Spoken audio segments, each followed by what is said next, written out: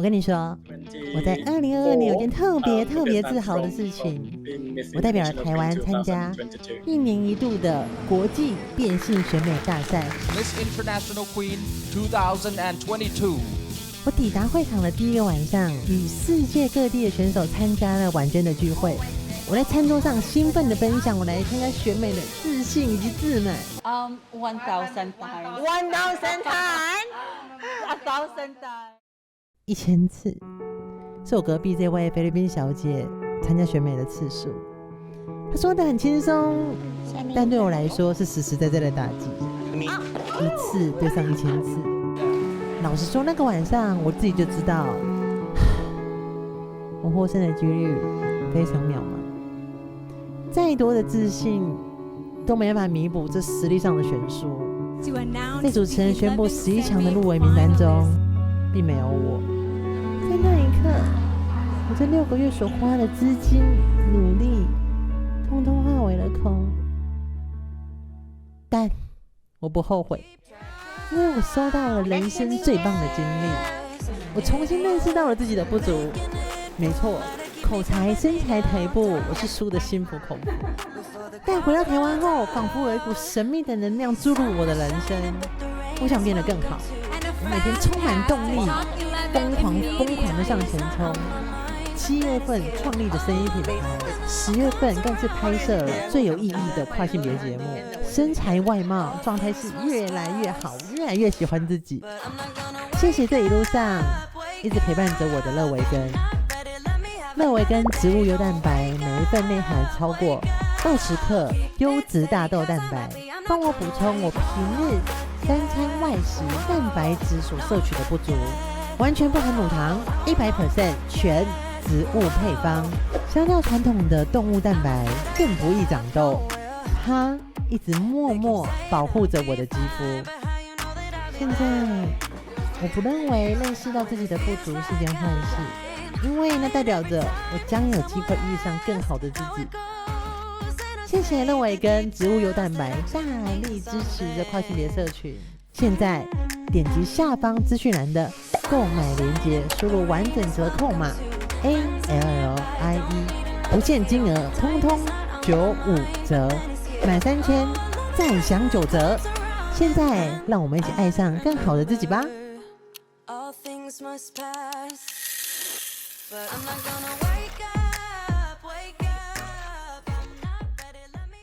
中文、英文、日文、韩文、泰文、西班牙文。别人认为我是一个男生，我觉得没有关系。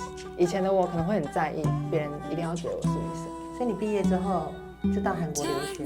我的目标是音乐剧演员，就是会有一些明星啊，好厉害！我现在跟这种人上同一堂课。原来你是我最想留住的幸运，原来我们和爱情。跨越性别，梦想成真。欢迎收看今天的我是女生，我是艾莉。在2017年时，我在泰国完成了变性手术。在那个时候，我做了一个决定，就是我想要隐藏身份，跟过去的我一刀两断，因为我实在是很害怕被别人发现我是个男生。但过了1年，我心想，如果我都不愿意站出来，那其他跟我一样困扰的姐妹，那该怎么办？是不是这些霸凌、这些歧视又会重复在上演？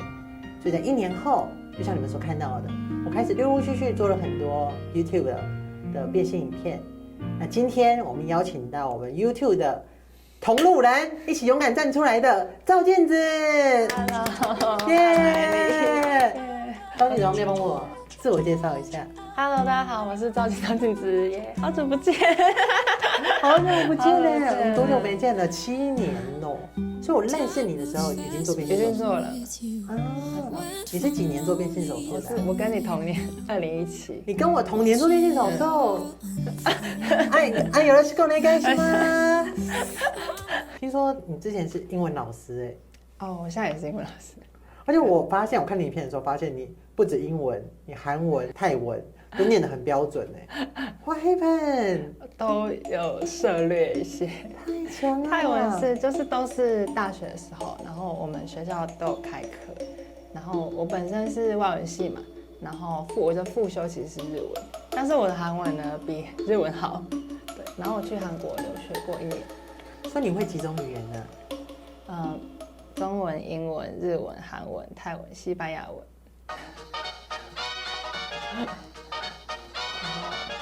我最近比较想学的是广东话，我一直都觉得广东话超帅，对啊，广东话超帅。广东话要不要来2句？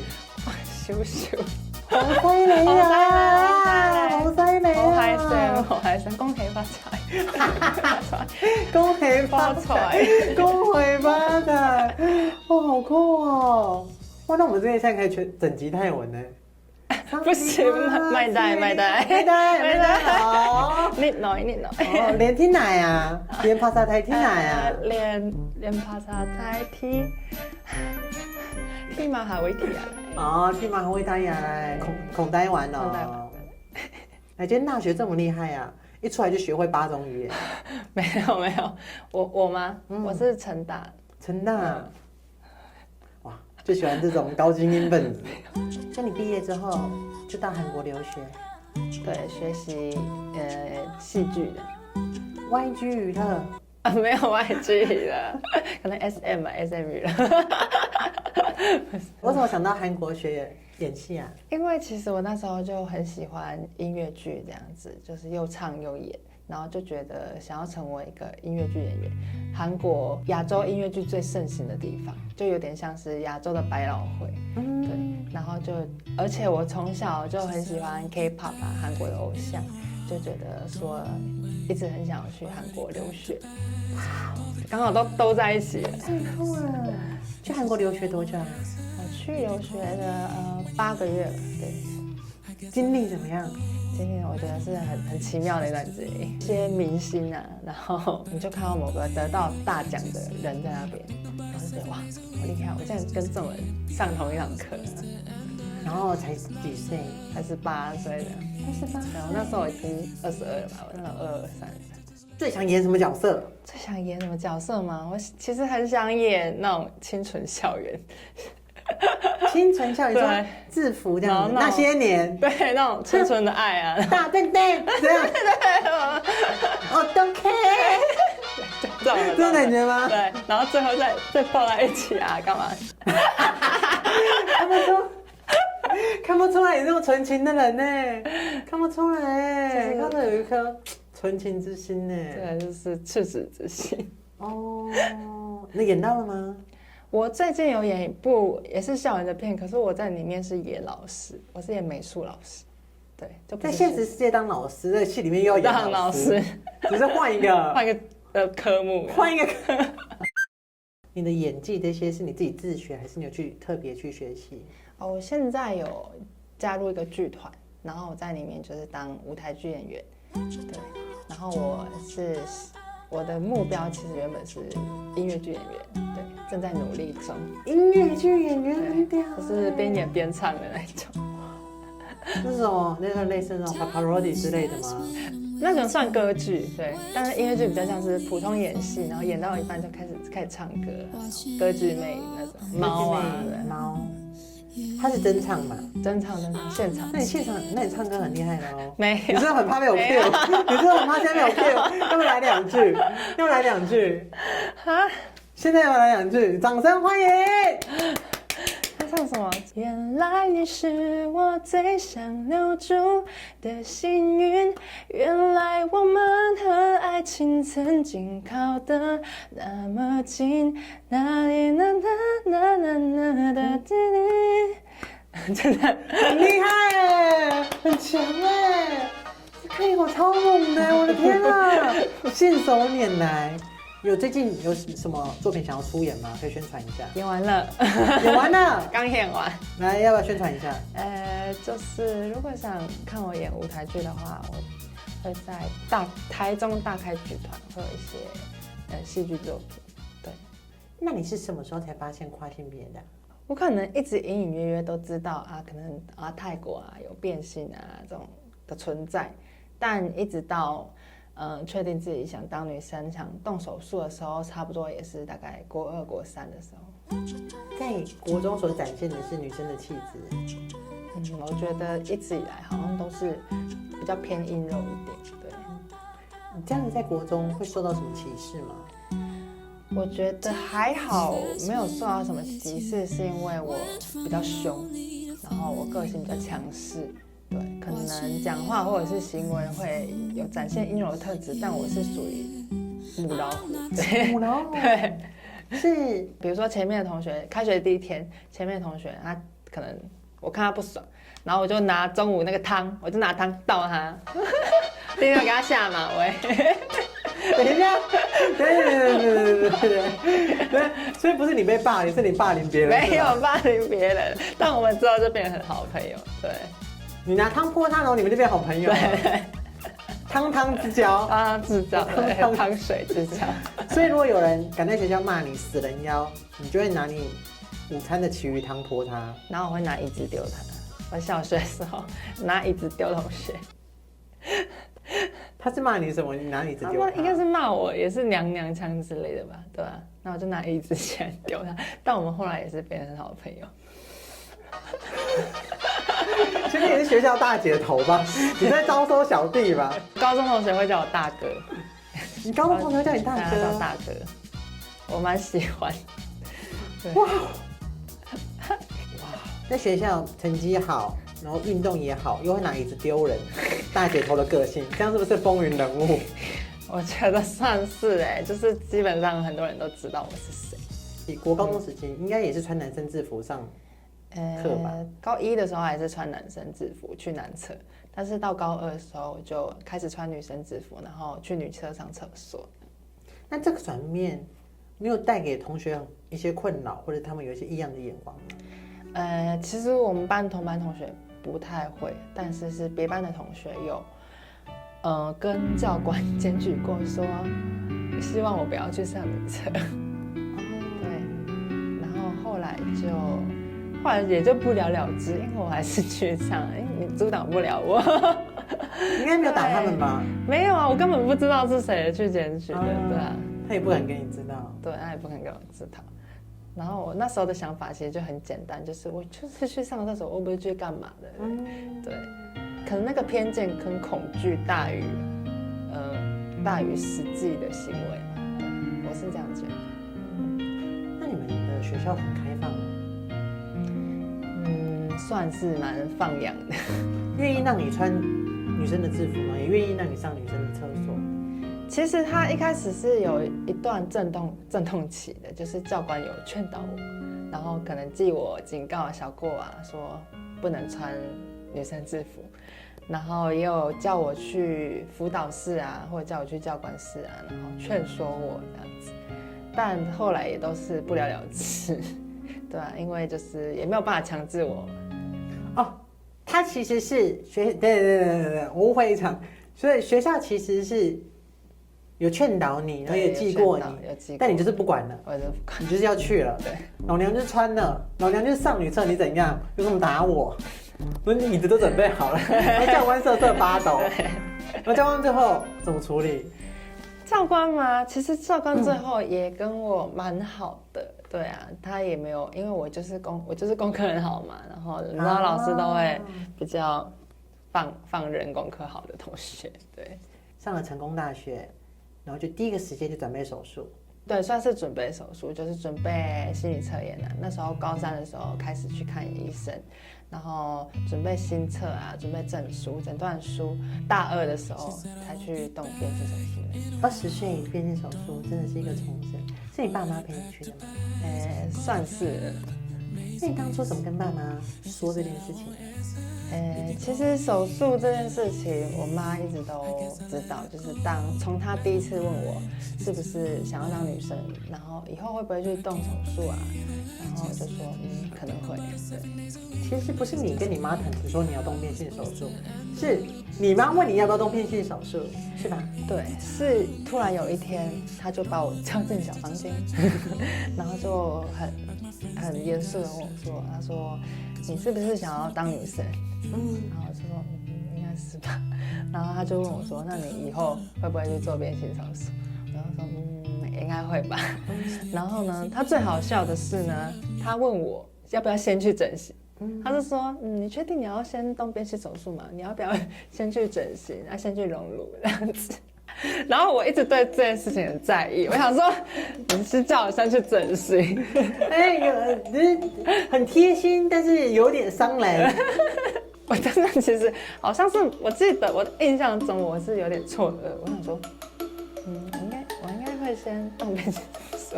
对，我长得还 OK 吧，应该没有到。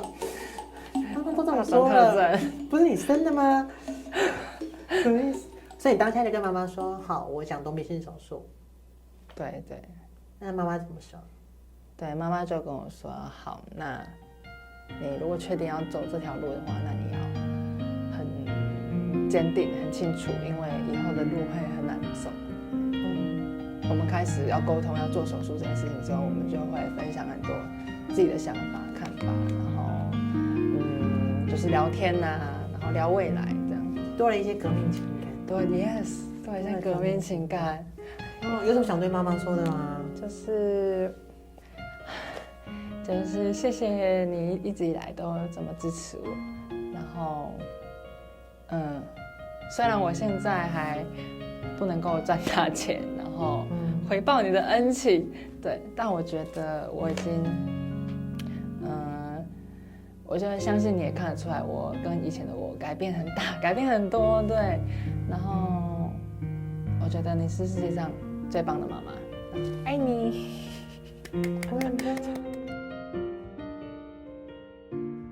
那手术结果怎么样？手术结果嘛，其实那时候就觉得，不太满意嘛。可是因为医生就说还没消肿嘛，所以就等了1个月之后，觉得还是不太满意。然后等了3个月，然后半年，然后等到1年之后呢，等到真的好像完全消肿之后，就觉得好像真的不太满意。外观就是长得它的皮剩的很多，就是可能阴唇的地方，我觉得就像是把睾丸拿掉的阴囊一样。天哪，就剩2个袋子在那边，然后很皱啊，这样啊，就是这样子。这是修复前还是前？就你有懂我那个，对，你有懂那个阴囊的感觉，有点像象拔蚌，象拔蚌，有点像象拔蚌，有点像是2个帝王蟹腿，然后夹住一个象拔蚌，然后尾部的下坠感很严重，不是一个年轻态的阴部。不知道是台湾医生技术的问题，还是所以里面内部是干的吗？都是干的，都是干的，就是手伸进去都是干干的。这样还可以正常发生性行为吗？我觉得没有办法。你觉得没有办法？有测试过吗？没有办法，没有办法放进去，没有办法。你在台湾动变性手术之后多久发觉有点后悔？大概，我觉得它就有点像是，你知道整形医生吗？整形医生都跟你说，你这个鼻子1个月之后就会自然，然后你1个月之后发现，好像还没有很自然，然后呢3个月之后，你这个半年之后才会自然，好像没有很自然，然后就这样一直过了大概1年多，就觉得好像就是这样子了，就是对，就是这样。1年后不满意，但是你说你又重修了3次，是找同一个团队又重修了3次，同一个团队。那这期间花了多久啊？大概就是对啊2-3年，就是一直在来来回回的，感觉就会心很累，心蛮累的。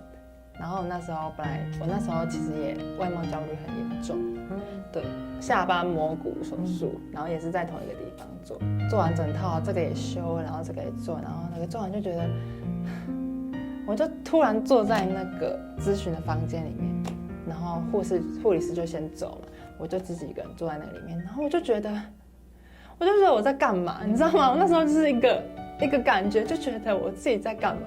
这就是觉得说我做的这一切好像都白费力气，然后就觉得说跟我想要的不一样，我就突然醍醐灌顶，就觉得我觉得我自己想要的不是这个，然后就觉得自己不应该这样子，然后我就看开了，你知道吗？我就突然看开，突然顿悟了，突然顿悟，就觉得说我现在这个样子挺好的，然后呢，他们之后叫我要回诊啊，看要干嘛，因为他们本来还有建议我要就是弄其他地方练啊什么。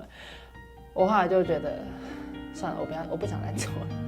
就是做到一个心很累，然后一直要跟他们这样子 argue， 然后来回。对，你怎么找到那个医师的？我是高雄人嘛，我妈那时候希望我不要跑那么远，对，就是在高雄比较近，好照顾这样子。因为他们有一个团队嘛，他们说他们是一个变性手术的团队，所以就想说应该是专业的应该是没有什么问题吧，对。结果不满意，对。就我又特地飞到泰国去重修。要飞到泰国重修。那到泰国找谁重修啊？这也是替迪医生。当下泰国的替迪医生看到你在台湾做的那边，他有说什么吗？他无言以对。他无言以对。他有问说，你这个医师，因为他们好像有一个全球的变性医生协会，他想要知道那个医生是不是在那个协会的。但是讲完那个医生之后，替迪医生说，好像不知道。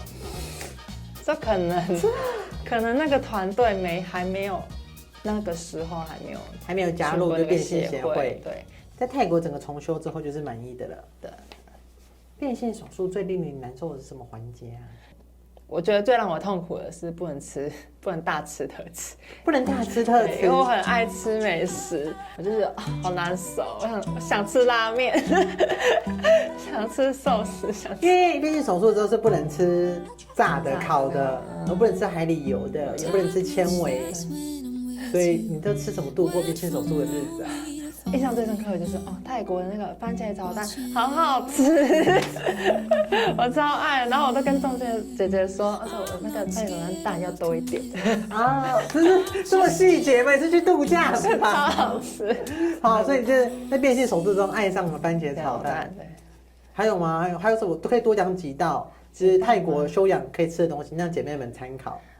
就是那个乳肉东坡肉也蛮好吃的，然后还有那个泰国的那个小黄瓜嘛，就长得跟台湾的不一样。对，但我那几天都是吃那这样的东西。你真的好猛哦，感觉好像是去度假哦，真的蛮像度假。你真的很能忍痛哎，很能忍，真的是很能忍痛哎。然后在台湾，我不是重修很多次嘛，然后那个台湾医生，我就看到他在那个手术栏的背记说。很适合手术的体质，听起来好像什么怪医黑杰克，就是可以改造啊，这样子可以装很适合手术的体质，机械手臂的。因为有很多姐妹很担心的是说，变性手术之后会没有感觉，你自己这边的心得体验是什么？我觉得是感觉不太一样嘞，就是可能以前在。拥有男性性器官的时候，会觉得就是然后赶快结束啊，爽这样子。但是我，是这个部分是吧？对吧？我在动变性手术之前都没有跟人类发生过性关系。那有跟什么动物吗？很害怕跟动物吗？没有，更重口味。在说笑。什么意思啊？但我现在当女生，就是做完变性手术之后，会觉得说我很需要环境啊，然后前戏啊，然后那个气氛啊，然后跟伴侣之间的互动，我觉得都会影响到我的之后会不会开心。会很痛吗？我觉得那个闷嘛，就是肚子觉得胀胀的感觉。真的。你交过几任？我其实正式的名义上的男友我是没有交过的，对，然后一直以来都是一些可能暧昧啊，或者是朋友，也不算朋友，但是有达以上恋人未满，对，我其实我不是会约炮的人，对啊，然后就是真的是可能，等一下，那你前面那跟谁发生关系的是？就是朋友，但不是朋友，因为也就只有那一次而已。有打泼的朋友跟朋友的差异是，那因为只有一次。对，朋友差异就是每个礼拜啊，然后固定啊。而且他很吊诡的一件事情是他明明就知道，他知道我在做 YouTube，然后他也听过我的事情，可是他一直坚持说我不是，他就说，他就这样看，他就看，我衣服已经脱光光了，然后他看，他就说，也不像男的啊，那说不是男的，不是男的，然后我也不知道他到底知不知道我是跨性别。就在他的语气中，我感受到了他不相信这件事情。他不相信。对。那你之前发生过哪一次关系？大概算是两三次吧，就是不同人这样。是朋友。那你觉得现在台湾对跨性别的态度怎么样？我觉得整体氛围还是偏保守。对，怎么说？因为我觉得大家好像还是会期望看到一个性别二元的形象，就会觉得说啊，你要当女生，那你可能声音不够好听，那你要不要去动声音手术啊？你长得不够像女生，那你要不要去整形啊？是诸如此类的。就是即使已经像你那么漂亮，但还是会有人对你不满，还是会有人对你恶意相向啊，会开一些玩笑之类的啊。对，我已经很久没有去想我是跨性别这件事情。对，我就是觉得我就是一个人，我觉得生活就是这样过，然后真的就是没有人去在乎你到底是什么跨性别或是不是跨性别。对，做了这个手术我又不会长出子宫，对，然后呢也很多人会攻击你啊，你做了手术还是没有子宫，那你也不算是一个真正女人，很多人攻击这个嘛，对。所以我后来就觉得说，其实这些东西对现在这个阶段的我来说已经不重要了。对，我可以接受别人认为我是一个男生，我觉得没有关系。以前的我可能会很在意别人一定要觉得我是女生，但我现在已经不在意。我觉得你觉得我是女生也好，很棒啊，那你也可以觉得我是男生。我的人生，我的跨性别的阶段好像就真的就是这样子。那之后，我想我的未来，我的规划。就好像跟跨性别没有什么关系。